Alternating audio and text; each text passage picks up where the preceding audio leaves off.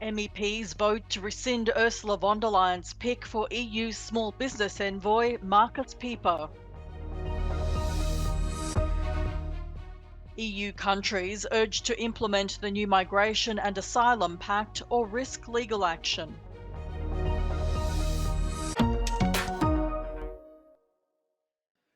Members of the European Parliament want the Commission's appointment of Markus Pieper as small business envoy to be cancelled. The amendment, tabled by the Greens, Social Democrats and Liberals, received 382 votes to 144. His hiring by Ursula von der Leyen has drawn criticism around transparency.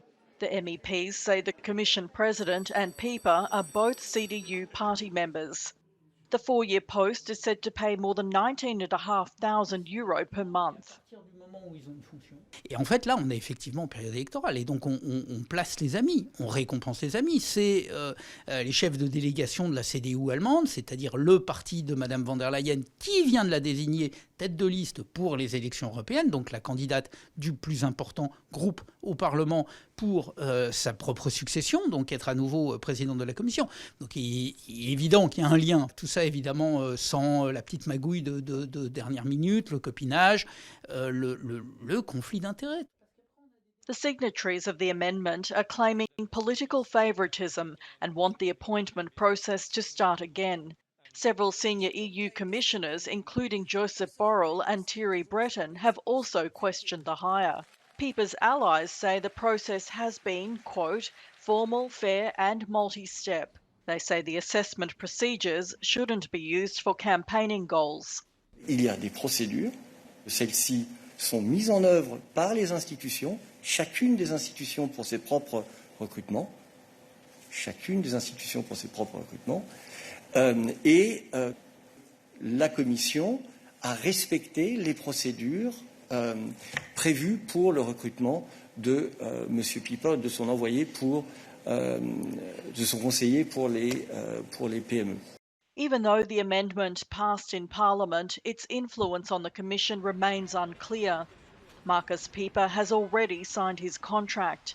He's due to take up his post advocating for small and medium-sized businesses next week. The European Parliament has voted in favour over including access to abortion in the EU's Charter of Fundamental Rights. It was approved by 336 votes to 163 against, backed mainly by left-wing and centrist members. Le droit à l'avortement n'est pas une question de point de vue, c'est un droit humain. Non, le droit à l'avortement n'est pas un sujet de controverse, c'est une liberté fondamentale. Non, le droit à l'avortement ne tue pas, au contraire, il sauve des vies.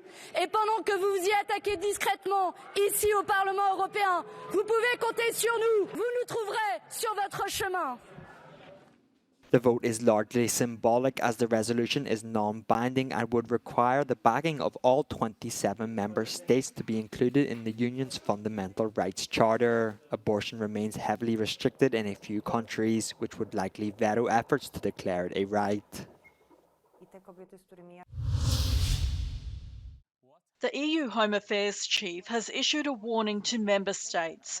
Ylva Johansson says those who fail to enforce the new pact on migration and asylum could face legal action. Johansson spoke with Euronews following the European Parliament's migration policy reform vote. All member states have to implement it and to apply, and if not, the Commission will of course act and use, if necessary, infringement.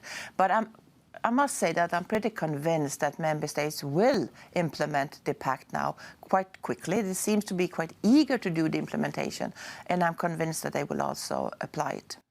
Johansson says she's confident Polish Prime Minister Donald Tusk will abide by the rules. He's voiced firm opposition to the pact, and Johansson rejects claims the new rules will drive human rights violations.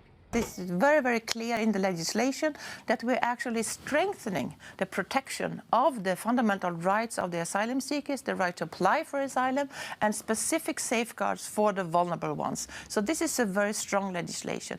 And I think it's also important to remember that we have a strong support from the UN High Commissioner for Refugees, UNHCR, Filippo Grandi, and he was also out yesterday strongly welcoming the pact. The Commissioner describes cooperation with Libya as difficult. Its Coast Guard is financed by the EU. It has a track record of rights violations. They are also the ones who have to do the search and rescue. But then we are criticizing what happened with people afterwards, because in these centers that are usually being brought to, we know that the conditions are very dire, I should say unacceptable. And that's why we are calling on the Libyans to change this and to close these centers and to stop this arbitrary detention of migrants in these centers. Euronews will broadcast the entire interview with Europe's Home Affairs Commissioner over the weekend on the magazine programme Global Conversation. Skyrocketing price of goods are the top priority for Greek voters ahead of the European elections. People in local markets in Greece say they are disappointed. Θα επηρεάσει τις εκλογές και βέβαια θα επηρεάσει πολύ αρνητικά προς την κυβέρνηση, γιατί δεν έχει κάνει κάτι για την ακρίβεια, δεν έχει κάνει κάτι για το ηλεκτρικό ρεύμα. Τώρα είπε θα μας βοηθήσει κάπως εμάς τους παραγωγούς, τώρα είπε θα μας βοηθάει κάπως με τα λοιπάσματα, τώρα είπε κάπως. Δεν έχουμε δει μέχρι τώρα τίποτα και οι εκλογές τούτη φορά θα τους τιμωρήσουμε, γιατί δεν κάνανε κάτι για την ακρίβεια. Η αλήθεια είναι τα τελευταία χρόνια, τα δύο τελευταία τουλάχιστον, 1,5, υπάρχει μεγάλη επιβάρυνση στο πορτοφόλι του καταναλωτή και βλέπεις αυξήσεις τουλάχιστον από ό,τι έχω υπολογίσει εγώ 30%. Αλλά ελπίζω να πάρουν οι αρμόδιοι το μήνυμά τους. Greece's average growth rate is one of the highest in the Eurozone. Measures taken against inflation don't seem to impact consumers. Κάθε μέτρο που παίρνει η κυβέρνηση για την μείωση της ακρίβειας είναι θετικό. Το θέμα είναι πόσο αποτελεσματικό είναι αυτό το μέτρο. Κατά την άποψή μου, τα μέτρα αυτά δεν θα φέρουν ουσιαστικό αποτέλεσμα. Οι τιμές όπως διαμορφώνονται στο ράφι, τα βασικά καταναλωτικά αγαθά, φαίνεται ότι είναι πολύ μικρές οι αλλαγές στις τιμές προς τα κάτω.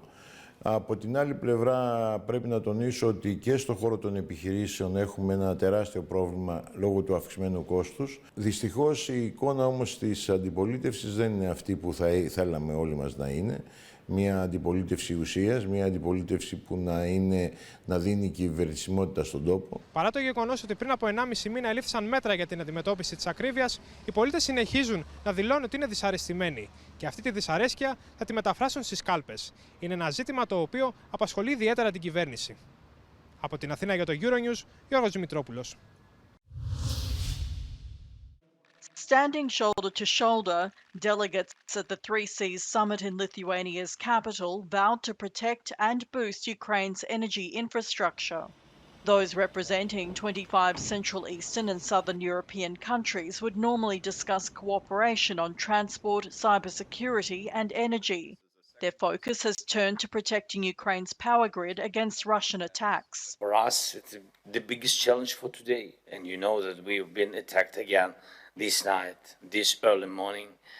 And Kharkiv, again Odessa, Zaporizhia, Kiev region. On Thursday, a Russian missile strike destroyed Kiev's largest coal-fired power plant in Trypilska. Russia has targeted Ukraine's energy facilities since late March. The northeastern city of Kharkiv has borne the brunt of recent Russian air attacks. The power grid has been all but destroyed. The attacks have also damaged or destroyed critical infrastructure and residential areas.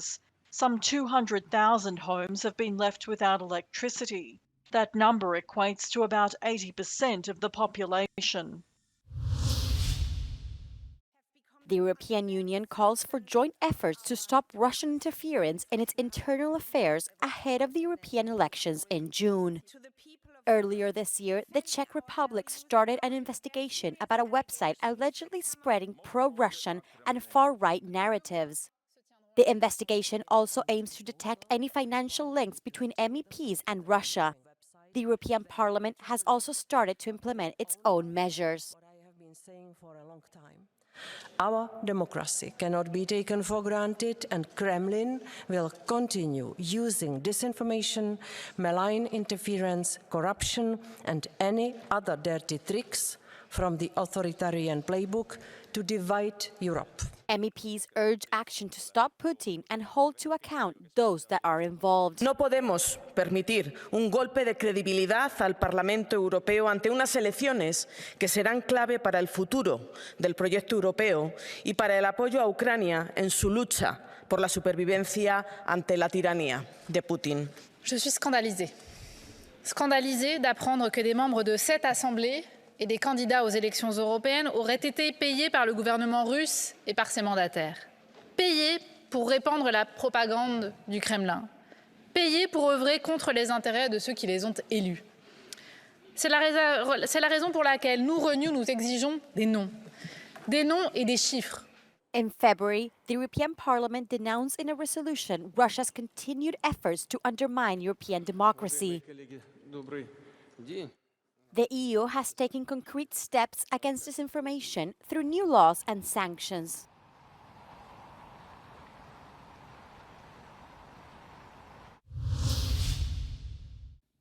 The one-time American football star and Hollywood actor O.J. Simpson has died.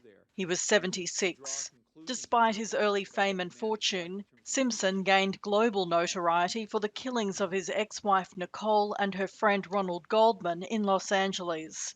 He was acquitted of their murders in 1995, but found responsible for their deaths in a separate civil trial 2 years later. His lawyer said Simpson had been battling cancer and that he died surrounded by his children and grandchildren.